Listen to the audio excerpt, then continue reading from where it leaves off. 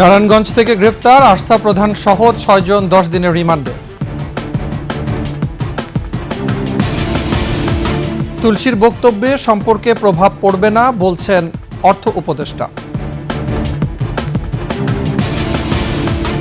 ধর্মীয় সহিংসতায় ভারতের নাগপুর রণক্ষেত্র কারফিউ জারি।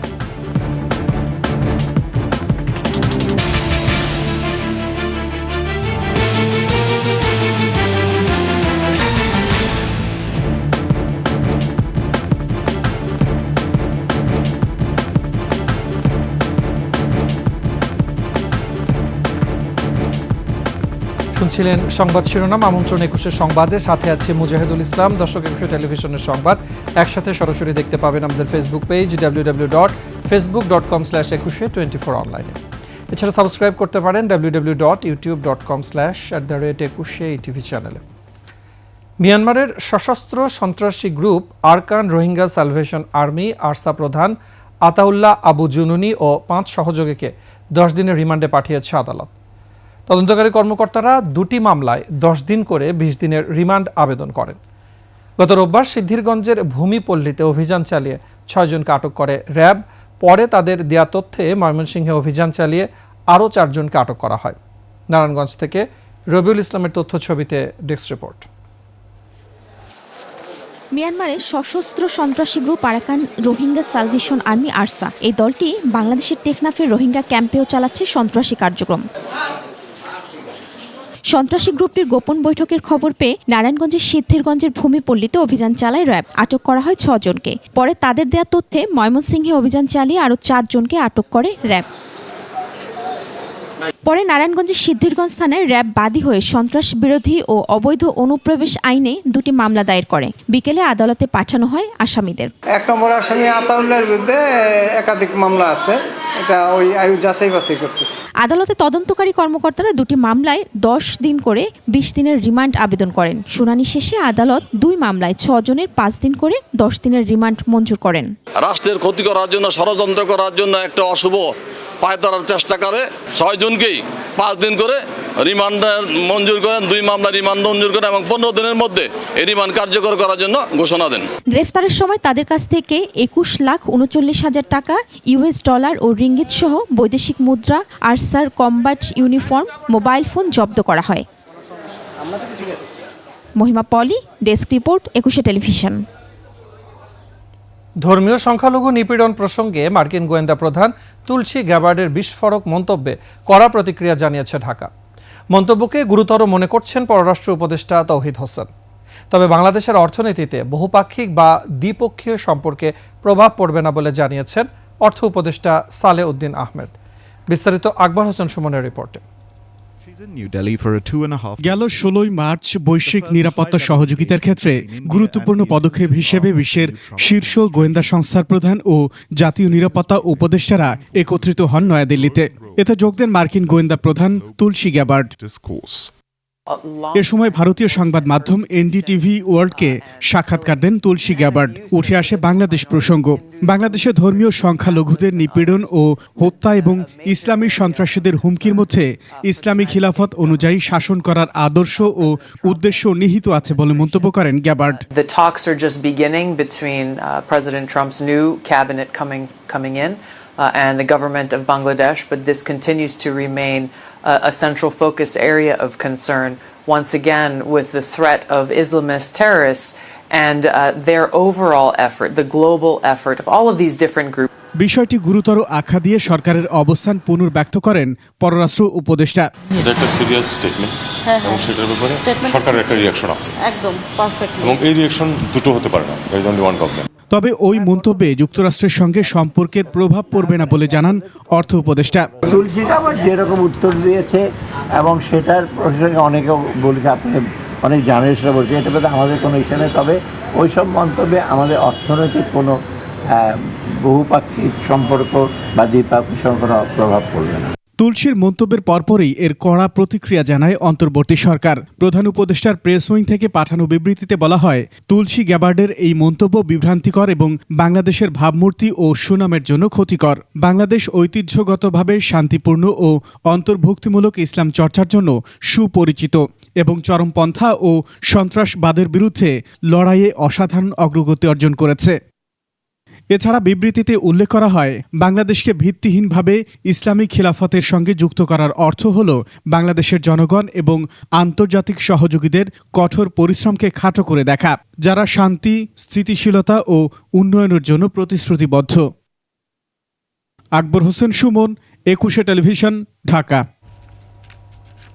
মার্কিন স্টেট ডিপার্টমেন্টের নিয়মিত ব্রিফিংয়ে বাংলাদেশ প্রসঙ্গ উঠে এসেছে।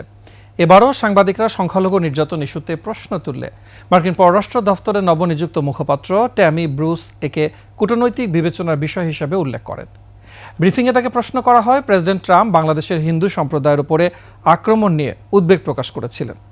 এখন বর্তমান পররাষ্ট্রমন্ত্রী মার্কো রুবিও বাংলাদেশে সংখ্যালঘুদের পরিস্থিতি সম্পর্কে কি মূল্যায়ন করছেন এবং এ বিষয়ে তিনি কি পদক্ষেপ নিচ্ছেন। প্রশ্নের জবাবে ট্যামি ব্রুস বলেন, প্রেসিডেন্ট ট্রাম্প ও তার প্রশাসনের দৃষ্টিভঙ্গি পররাষ্ট্রমন্ত্রী রুবিও প্রতিপালন করেন।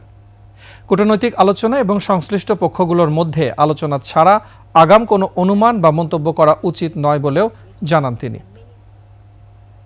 What I'm not going to answer is diplomatic considerations from government to government or attitudes and approaches when it comes to what's happening in a certain country that belong within a diplomatic kind of conversation that clearly I can't speak on. 5 August পরবর্তী সময়ে বাংলাদেশের হিন্দুদের ওপরে যেসব হামলার ঘটনা ঘটেছে তা ধর্মীয় নয়, রাজনৈতিক উদ্দেশ্য প্রণোদিত ছিল জানিয়ে প্রধান উপদেষ্টা অধ্যাপক মোহাম্মদ ইউনূস বলেছেন, অন্তর্বর্তী সরকার এসব ঘটনার বিরুদ্ধে পদক্ষেপ নিয়েছে। সফররত মার্কিন সিনেটর গ্যারি পিটার্স রাষ্ট্রীয় অতিথি ভবন যমুনায় সাক্ষাৎ করতে এলে প্রধান উপদেষ্টা তাকে একথা বলেন। সাক্ষাৎকালে গ্যারি পিটার্স তার নির্বাচনী এলাকা মিশিগানে বাংলাদেশি বংশোদ্ভূতদের মধ্যে বাংলাদেশে সংখ্যালঘু নির্যাতন নিয়ে উদ্বেগের কথা তুলে ধরেন। প্রধান উপদেষ্টা বাংলাদেশে সংখ্যালঘু নির্যাতনের অনেক ভুল তথ্য ছড়ানো এবং এসব ঘটনার পেছনের কারণ যে ধর্মীয় নয় সে কথা তুলে ধরেন।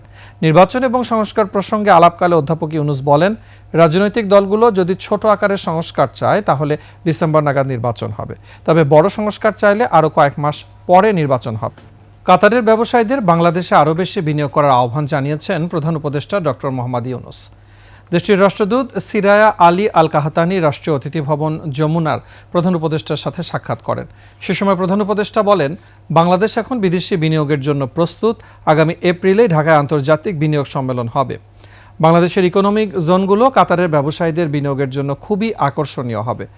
বাংলাদেশের অন্তর্বর্তী সরকারের সংস্কার উদ্যোগের প্রতি কাতারের পূর্ণ সমর্থন রয়েছে বলে জানান রাষ্ট্রদূত আল কাহতানি।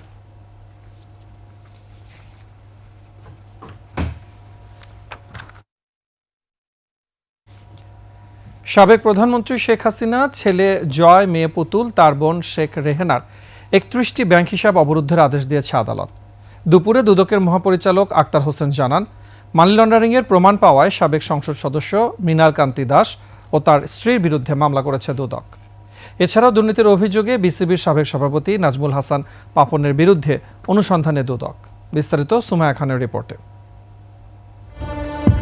ক্ষমতাচ্যুত প্রধানমন্ত্রী শেখ হাসিনা ও পরিবারের সদস্যদের দুর্নীতির তদন্ত চালিয়ে যাচ্ছে দুদক। খতিয়ে দেখা হচ্ছে স্থাবর, অস্থাবর সম্পদ ও টাকার উৎস। অস্থাবর সম্পদ অন্যত্র হস্তান্তর বা বেহাত করার চেষ্টা করা হচ্ছে উল্লেখ করে সুষ্ঠু অনুসন্ধানের স্বার্থে 31 ব্যাংক হিসাব অবরুদ্ধ করতে আদালতে আবেদন করে দুদক। পরে শেখ হাসিনা, তার ছেলে সজীব ওয়াজেদ জয়, মেয়ে সাইমা ওয়াজেদ পুতুল ও বোন শেখ রেহানার 31টি ব্যাংক হিসেবে 394 কোটি টাকা জব্দের নির্দেশ দিয়েছে আদালত। শেখ হাসিনা, সাবেক প্রধানমন্ত্রী, গণপ্রজাতন্ত্রী বাংলাদেশ সরকার, তার ছেলে জনাব সজীব আহমেদ জয়, তার মেয়ে সাইমা ওয়াজেদ, তার ছোট বোন জনাব রেহানা সিদ্দিক এবং তাদের স্বার্থ সংশ্লিষ্ট 31টি ব্যাংক অ্যাকাউন্ট জব্দ করা হয়েছে। আওয়ামী লীগের কেন্দ্রীয় কমিটির মুক্তিযুদ্ধ বিষয়ক সম্পাদক ও মুন্সিগঞ্জ 3 আসনের সংসদ সদস্য মৃণাল কান্তি দাস ও তার স্ত্রী নীলিমা কান্তি দাসের 38টি ব্যাংক হিসেবে 19 কোটি টাকা লেনদেন ও 4 কোটি টাকার অবৈধ সম্পদের প্রমাণ পাওয়ায় তাদের বিরুদ্ধে মামলা করেছে দুদক। মৃণাল কান্তি দাস, নীলিমা দাস সন্দেহজনক লেনদেন করে মানি লন্ডারিং এ সম্পৃক্ত অপরাধ, দুর্নীতি ও ঘুষ সংগঠনের মাধ্যমে প্রাপ্ত অর্থ বা সম্পত্তির অবৈধ উৎস গোপন বা আড়াল করার উদ্দেশ্যে দুজনের বিরুদ্ধে মামলা রুজুর সিদ্ধান্ত গৃহীত হয়েছে।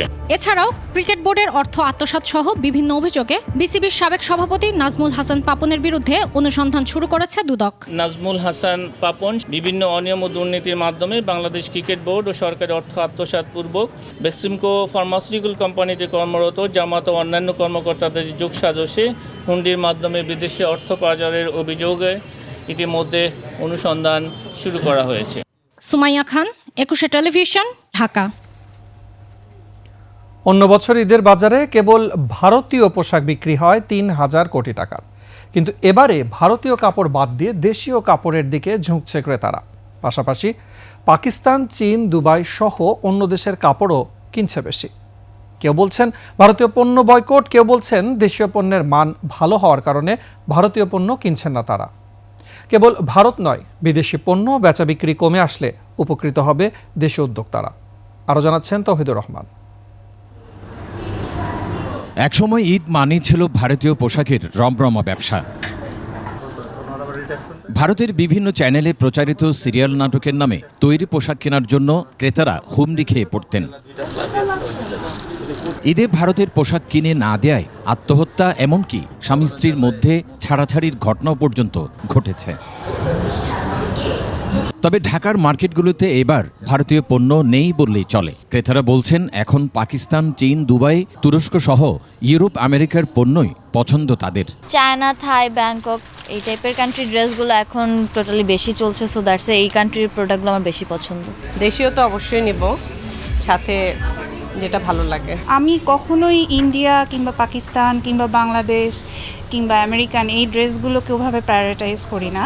আমার কাছে ডিজাইন ভালো লাগলে সেটাই আমি অ্যাকসেপ্ট করি। ক্রেতা বিক্রেতারা বলছেন ভারতীয় পণ্যের চাহিদা কমে যাওয়ায় দেশি পোশাক সহ বিভিন্ন দেশের পণ্য বিক্রি বেড়ে গেছে। পাকিস্তানের ডিমান্ডটা, পাকিস্তানি যে আমাদের এইসব ড্রেস বা পণ্যগুলো সব পাকিস্তানি। এখন দেশি প্রোডাক্টের সেল আপনার অনেক আগে থেকে অনেক বাড়ছে। বাচ্চাদের যে ড্রেসগুলো আছে, তারপর লেডিস যে সব আগে থেকে বাড়ছে। ইন্ডিয়ান গারারা, সারারা ওদের ক্যাটাগরি না সব একরকম হয়। থাইল্যান্ডের যে প্রোডাক্টগুলো, চাইনিজ যে প্রোডাক্টগুলো, ওগুলো আমাদের ভালো যাচ্ছে। কসমেটিক পণ্যেও ভারতীয় প্রাধান্য কমে গেছে। ইন্ডিয়ান প্রোডাক্ট এখনও কিছু ছিল, এখন অ্যাভেলেবিলিটি কম দেখে এখন খুবই কম। ফ্যাশন হাউসগুলো ঈদ উল ফিতর উপলক্ষে নতুন নতুন পোশাক বাজারে নিয়ে এসেছে। আবার তৈরি পোশাক শিল্পের বড় উদ্যোক্তারাও গড়ে তুলেছেন দেশীয় পোশাকের ব্র্যান্ড। মানে ডিজাইনাররা যেভাবে সুন্দর করে ডিজাইন করে বাজারে নতুন নতুন পণ্যের সমাহার করছে, এর প্রতি আমাদের এই ক্রেতারা আকৃষ্ট হচ্ছে।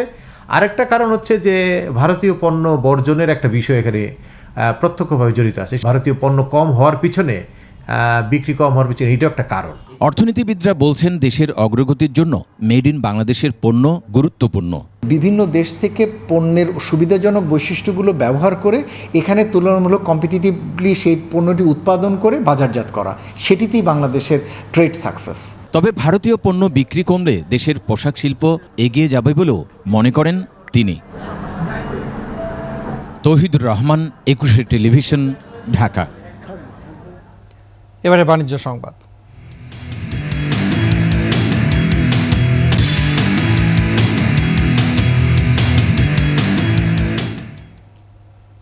সূচক বেড়েছে দেশের পুঁজিবাজারে, তবে কমেছে লেনদেনের পরিমাণ। মঙ্গলবার দেশের প্রধান পুঁজিবাজার ঢাকা স্টক এক্সচেঞ্জের প্রধান সূচক বেড়েছে 4 পয়েন্ট, উঠে এসেছে 5,210 পয়েন্টে। এদিন ডিএসইতে লেনদেন হওয়া প্রতিষ্ঠানের মধ্যে বেড়েছে 186টির দর, কমেছে 156টির, আর অপরিবর্তিত ছিল 56টির দর। লেনদেন হয়েছে 451 কোটি 18 লাখ টাকার শেয়ার ও মিউচুয়াল ফান্ডের ইউনিট। সবচেয়ে বেশি বেচাকেনা হয়েছে ইন্ট্রাকো রিফুয়েলিং ও স্কয়ার ফার্মাসিউটিক্যালসের শেয়ার, আর বেশি দর বেড়েছে Prime Bank, First Mutual Fund ও প্রোগ্রেসিভ লাইফ ইন্স্যুরেন্সের শেয়ারের। অন্যদিকে ডিএসইতে বেশি দর হারিয়েছে S Alam cold rolled steel লিমিটেডের শেয়ার। শেষ করছি 21 সংবাদ। যাবার আগে সংবাদ শিরোনামগুলো জানাবো আরও একবার। নারায়ণগঞ্জ থেকে গ্রেফতার আরসা প্রধান সহ 6 জন 10 দিনের রিমান্ডে। তুলসীর বক্তব্যে সম্পর্কে প্রভাব পড়বে না বলছেন অর্থ উপদেষ্টা। ধর্মীয় সহিংসতায় ভারতের নাগপুর রণক্ষেত্র কারফিউ জারি।